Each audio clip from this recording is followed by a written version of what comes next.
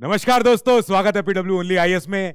एक काफी important news आई है सुप्रीम कोर्ट की तरफ से। एक बार फिर से एक और लैंडमार्क फैसला आया है और ये फैसला जो है इंपॉर्टेंट यूं है कि एक तो ऑलरेडी देश में चुनाव चल रहे हैं, साथ में दो संवैधानिक बॉडीज, दो constitutional bodies, election commission of India और खुद सुप्रीम कोर्ट, जो किसी एक्ट की वजह से नहीं बने हैं, ये संविधान ने प्रोड्यूस किए, संविधान ने बना के रखे हैं। अब इनके बीच में जो टसल चलता रहता है, कभी कोई किसी को नोटिस, कभी कोई कहीं से काउंटर एफिडेविट, तो आज उसके ऊपर जो एडीआर ने एक एप्लीकेशन दे रखी थी कि सर हम चाहते हैं कि इलेक्शन कमीशन को डायरेक्शन दिलवाया जाए कि आप सारे के सारे फॉर्म 17C जो होते हैं, ये क्या होते हैं? ये होते हैं जो रिकॉर्ड होता है सारे वोटर्स का टर्नआउट का, कि कितने लोगों ने इस बार वोट डाले हैं, कितने लोग एब्सेंट हुए हैं, जो भी हुए।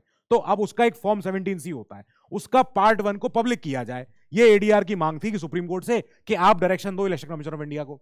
सुप्रीम कोर्ट ने कहा कि नहीं, ऐसे नहीं दे सकते, हमें थोड़ा सा हैंड्स ऑफ अप्रोच रखनी पड़ेगी, हमें थोड़ा सा इलेक्शन कमीशन ऑफ इंडिया के ऊपर ट्रस्ट बरकरार रखना पड़ेगा। ये काफी इंपॉर्टेंट फैसला है, ये काफी इंपॉर्टेंट, इसमें सारी जो इसमें लीगल बैटल है वो भी इंपॉर्टेंट है। अब जब जस्टिस दीपांकर दत्ता जी ने ये बात बोली तो उसकी तो उस बात से काफी सारा आर्ग्यूमेंट तो सॉल्व हो गए।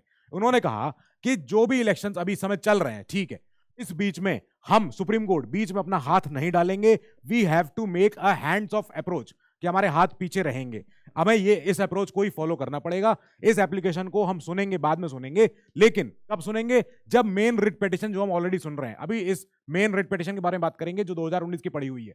अब यहां पे बात करेंगे कि हम अभी जब इलेक्शन चल रहा है, हम इसको इंटरप्ट नहीं करेंगे इस प्रोसेस को। Let us have some trust in the authority, कि इलेक्शन कमीशन ऑफ इंडिया है, इसकी यही जिम्मेदारी है इस आयोग की कि देश भर में इलेक्शन चुनाव करवाते रहना, और करवाती आई है ये बॉडी। अब यहां पे जो आज लॉयर्स थे, तो ऑफ कोर्स काफी सीनियर लॉयर्स थे, तो इलेक्शन कमीशन ऑफ इंडिया के लिए आए थे जो काफी सीनियर एडवोकेट है मनिंदर सिंह जी, और जो महुआ मोइत्रा जी ने भी इसी रिट पिटीशन में अपनी तरफ से एक और याचिका डाली हुई थी, तो उनको रिप्रेजेंट कर रहे थे अभिषेक मनु सिंघवी जी। ठीक है, अब जो एडीआर जो मेन संस्था है, जो और एडीआर और कॉमन कॉज भी है इसमें, तो इन दोनों संस्थाओं ने काफी लड़ाई लड़ी है हमारे देश के चुनाव के लिए कि नोटा आए या और सारे जो सब ये जो प्रतिनिधि होते हैं उनकी जो एसेट्स हैं, लाइबिलिटी है, वो पब्लिक हो। तो ये सारे काम करती रहती है एडीआर। एडीआर के लिए थे दुष्यंत दवे जी। अब सारे आर्गुमेंट सुने जाएंगे, सब कुछ बात करेंगे, पूरी चीज समझ में आएगी कि क्या हुआ क्या है। देखो बैकग्राउंड, चलो आप चलिए 2019 में। 2019 में जब चुनाव हुए थे, उस समय भी एडीआर प्लस कॉमन कॉज दोनों ने यहां पे एक एप्लीकेशन डाली हुई थी कि सर हम चाहते हैं कि जितना भी जो वोटर टर्नआउट हो रहा है, इसके अराउंड आप सुप्रीम कोर्ट प्लीज एक जजमेंट दे। ठीक है, अच्छा, अब ये पिटीशन जो थी, ये थी रिट पिटीशन, मतलब इसमें रिट याचिका दायर की गई थी कि हम रिट चाहते हैं मैंडेमस की, टू कमांड, कि आप इलेक्शन कमीशन को हुक्म दें, ऑर्डर दें कि ऐसा आप करें। ठीक है, अब उस रेट पिटीशन में बोला गया था कि उस समय जो ऑनगोइंग लोकसभा इलेक्शन, अब ठीक है, अब जो हो रहे हैं 2024 में, यहां पे जो ईसीआई ने, इलेक्शन कमीशन ने जो वोटर जितना टर्नआउट डेटा दिया है, पहली बात तो ये दिया कि उन्होंने काफी डिले किया, इसमें 11 दिन का डिले किया। जब पहला फेज हुआ था अप्रैल 19 को, उसके बाद लग गए 11 दिन। अगली बार फिर लगे, जब 26 अप्रैल को हुआ था तो 4 दिन लगे। अब यहां पे पेटिशनर्स ने बोला, एडीआर ने बोला था कि सर अब आप हमारी जो इंटरिम पेटिशन है, जो हम अब लेके आए हैं आपके सामने इस 26 अप्रैल को 2024 में, यहां पे हमारी कुछ मांग है। क्या मांग है? पहली बात तो ये कि इलेक्शन कमीशन को बोला जाए कि फॉर्म 17C जो होता है, इस फॉर्म 17C को पब्लिक किया जाए, वेबसाइट पे अपलोड कर दिया जाए, कितने लोगों ने एक क्षेत्र में जहां पे वोट डल रहे हैं, वहां पे कितने लोगों ने एक बार में वोट डाला है। ठीक है, दूसरी चीज कि tabulated polling station wise data चाहिए इन एब्सोल्यूट फिगर्स, कोई राउंड ऑफ नहीं, कोई लमसम नहीं, कोई ऐसा अप्रोक्सीमेट डेटा नहीं। ठीक है, कि कितने नंबर ऑफ वोट पड़े हैं और फॉर्म 70C में ये आ जाए। ठीक है, तीसरी ये to upload on its website scanned eligible copies of form 17C, आपको ये आपको डालनी पड़ेगी, which contains the candidate wise result of counting after the completion of results, के जो उम्मीदवार खड़ा हुआ था, प्रत्याशी खड़ा हुआ था, उसके कितने कितने वोट पड़े, उस हिसाब से वो हमें पूरा डेटा चाहिए। ठीक है, अब इस पिटीशन को, जो अभी इंटरिम पिटीशन है, एक पिटीशन तो पुरानी है, वो तो है, ये रही 2019 की। अब जो आज पिटीशन थी, उनकी डिमांड ये थी, ये एक इंटरिम पिटीशन है 2024 में। अब इंटरिम क्या होती है? कि इंटरिम होती है एक मेन पिटीशन ऑलरेडी जब पड़ी हुई है, उसके बीच में क्योंकि नए फैक्ट्स बाहर आए हैं, तो एक इंटरिम पिटीशन और डाली गई है कि सर हम चाहते हैं इसको, पूरे मैटर को सब्जुगेट कर लिया जाए, एक बार में इसका ऑर्डर आ जाए। अब इसके बाद क्या हुआ? 17 सीजीआई सर की बेंच ने बोला कि हम इस मैटर को आगे डेफर कर रहे हैं एक वेकेशन बेंच के लिए, और वेकेशन बेंच इसको मई 24 को देख लेगी। अच्छा ठीक है, आज देख लिया गया। अब इसमें क्या होता है, यहां पे आर्गुमेंट शुरू होते हैं। अब आर्गुमेंट क्या है, तो आर्गुमेंट ये था कि सर पहली बात तो हमें जब सीजीआई सर की बेंच में जब हमने ये जब मांग करी थी, तब सीजीआई सर ने कहा था कि हमें चाहिए ईसीआई की तरफ से कि आप एक रिप्लाई फाइल करो। रिप्लाई क्या है, कि रिप्लाई ये है कि जो फॉर्म 17C है, जो इतना इंपॉर्टेंट हो रहा है इस बार, इस फॉर्म 17C को आप पब्लिक क्यों नहीं कर सकते, क्या वजह है, क्यों रुक रहे हो, कर दीजिए। तो ईसीआई ने बोला कि सर करते हैं, ठीक है, अभी आपको कुछ हम एक एफिडेविट देते हैं। उस एफिडेविट में देने के बाद से ही यहां पे समझ में आया कि ईसीआई ने एट द आउटसेट शुरू में ही बोल दिया कि पहली बात तो सर एडीआर की जो इस समय पेटिशन है, क्या ये मेंटेनेबल है भी या नहीं। आप ये सोचिए, इतनी बार हम देख रहे हैं कि पेटिशन आ रही है। आप ही ने, सुप्रीम कोर्ट ने जजमेंट दिया था ईवीएम वीवीपैट केस में, उसमें आपने कहा था कि 100% जो ईवीएम वीवीपैट का मिलान होगा वो नहीं हो सकता है।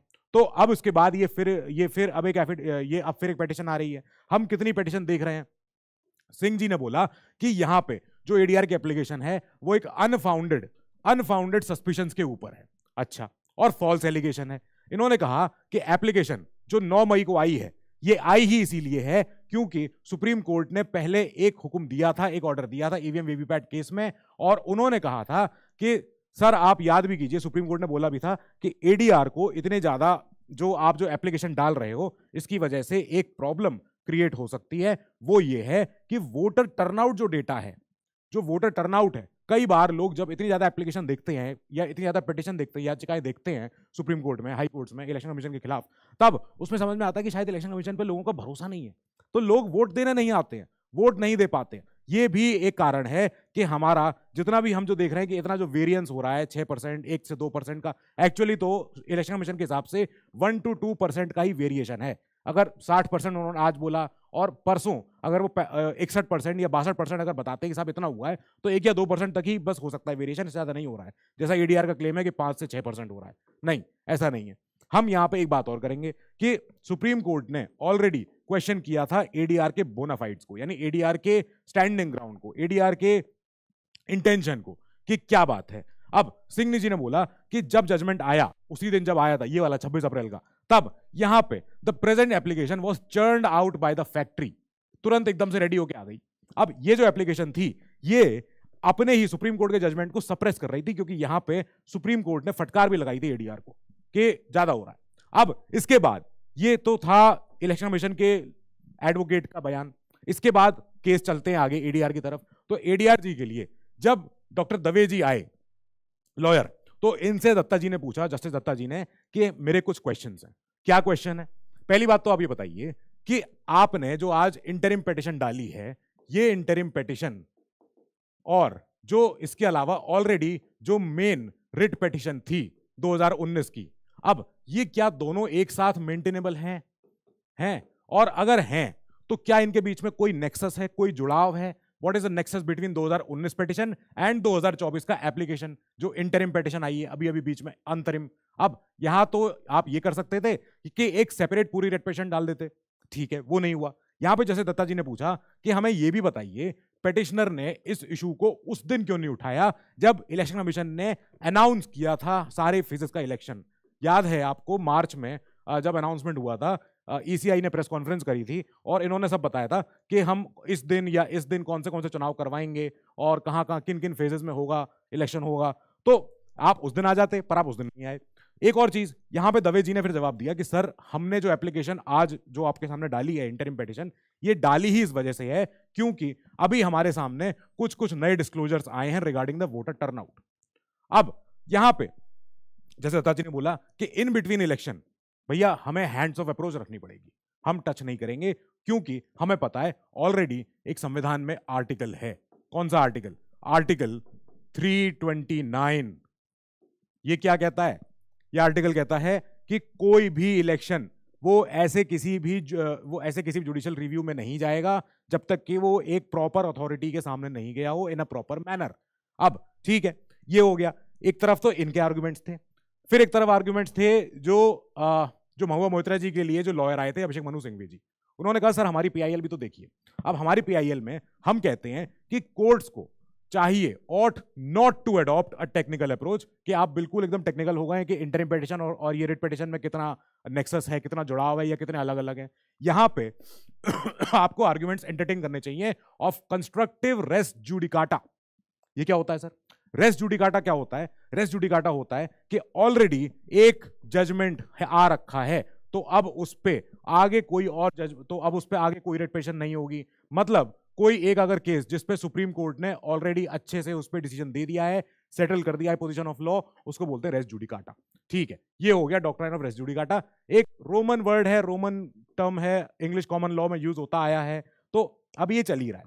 यहां पे अभिषेक मनु सिंघवी जी ने बोला कि यहां पे कोर्ट्स को आर्गुमेंट्स को एंटरटेन करना चाहिए जो कंस्ट्रक्टिव रेस जुडिकाटा के हों, कि अगर कोई भी अगर सुप्रीम कोर्ट का फैसला आया है और उसमें कुछ और चेंज आ सकता है जो बेहतरी के लिए हो, तो उसको सुन ले।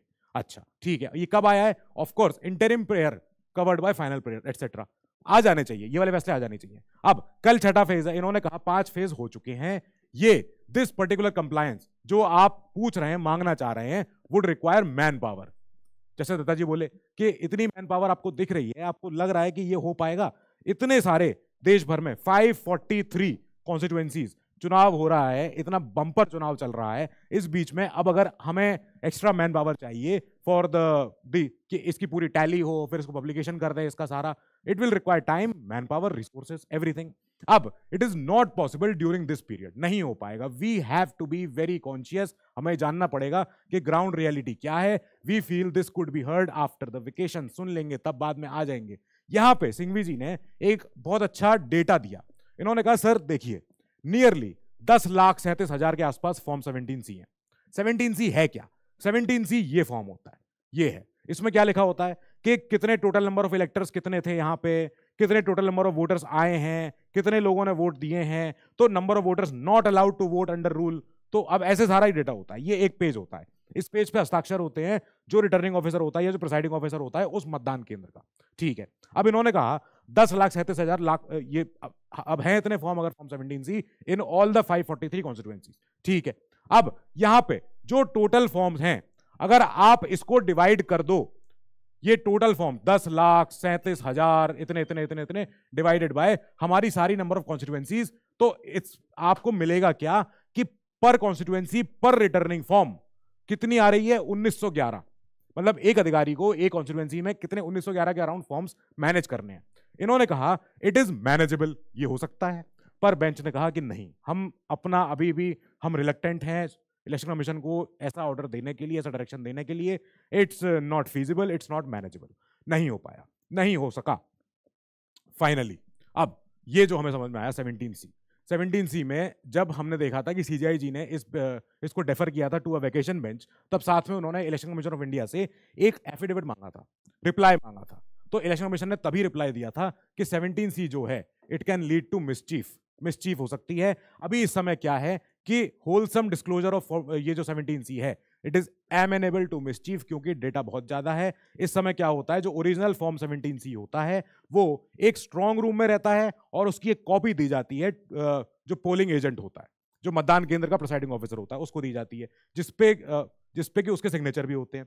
Therefore there is a 1-to-1 relationship between each form 17C और उसको हमने किसके हवाले किया है। तो हम अभी भी ऐसे डेटा को हम ऐसे बाहर निकालने से हिचकते हैं, हम ऐसे डेटा को हम ऐसे नहीं चाहते कि बाहर आए। ECI ने बोला था कि हम भैया कैसे इतने ज्यादा इतने इंपॉर्टेंट बड़े डेटा को हम पब्लिक कर रहे हैं, नहीं हो पाया। तो फाइनली इस न्यूज के बाद समझ में तो ये आ गया कि अब ये नहीं हो सकता कि इलेक्शन कमीशन को डायरेक्शन मिले कि आप सारा का सारा फॉर्म 17C जो है बाहर निकाल के दो, जिसकी वजह से ये पता चले कि कितने लोगों ने वोट दिया है, EVM VVPAT का मिलान करवाना है कि नहीं करवाना है पूरा। तो अब वो चीज नहीं हो सकती है। विद दिस इस न्यूज को हम पॉज करते हैं। आज सुप्रीम कोर्ट जजमेंट के बाद अगर इसमें फिर और कोई डेवलपमेंट आता है उसको हम फिर टेकअप करेंगे। Till then you keep studying, stay safe, good luck.